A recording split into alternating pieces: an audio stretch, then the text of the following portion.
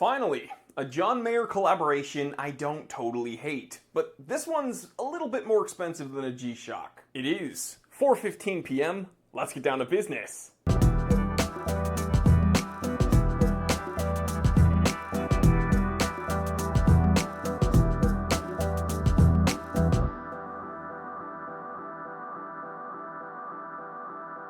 This episode is brought to you by TheTimeTellerShop.com, my very own store, and we're doing a daily deal with this pristine condition Zenith Movado electronic tuning fork watch that has a second hand that glides very similarly to like a proto spring drive movement. It is so awesome, and you will not find one for this price. When you use the coupon code LUCKY, you can get it for under $400.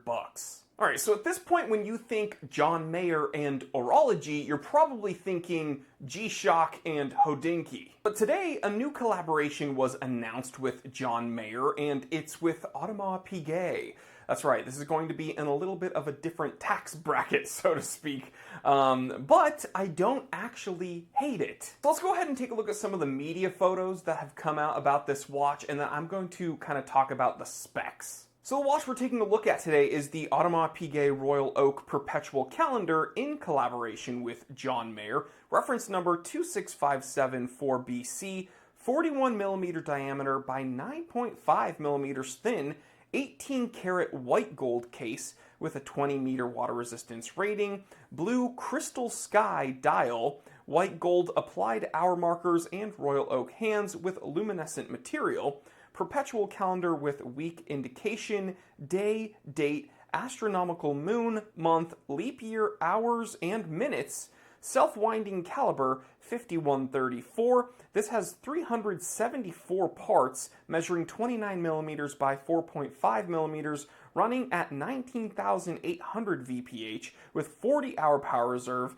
18 karat white gold bracelet with AP folding clasp, limited to 200 pieces at $180,700 a pop. Now, taking a look at the watch, the thing that stands out to me is obviously that crystal sky dial. It kind of looks like blue tone pyrite, you know, like fool's gold, but if it was blue. And honestly, I think it's all around, you know, a very impressively complicated watch, nice finishing, really fun, interesting to look at, captivating dial, and I'm sure it plays with the light very, very well with all the crazy angles and, you know, the differences in each dial. It must be very, very fun to look at, but the thing is, you know, this is not for us peasants, and I doubt I'll ever be able to see one in person, unfortunately. Because let me be clear, this is not a watch that I'd actually ever want to pay that much money for. If I had $180,000 to spend on a watch, there's a laundry list of watches I would buy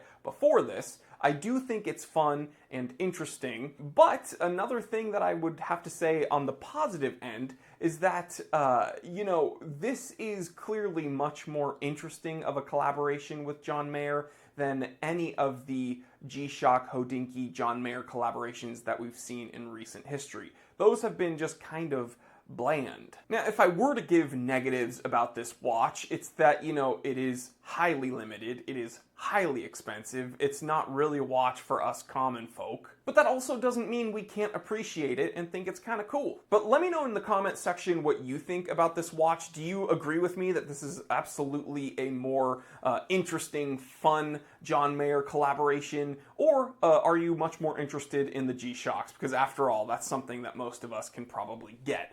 Are those G-Shocks. But anyway, that's just a little kind of update, orological news segment from me here at the Time Teller channel. Again, guys, don't miss out on the awesome promotion we have going on at the Time Teller shop. Use the coupon code LUCKY and don't miss out. All right, guys, I'll catch you on the next one. Stay happy, stay healthy, stay blessed. I'm Jory Goodman, the Time Teller, and always remember, I didn't invent time. I just tell it.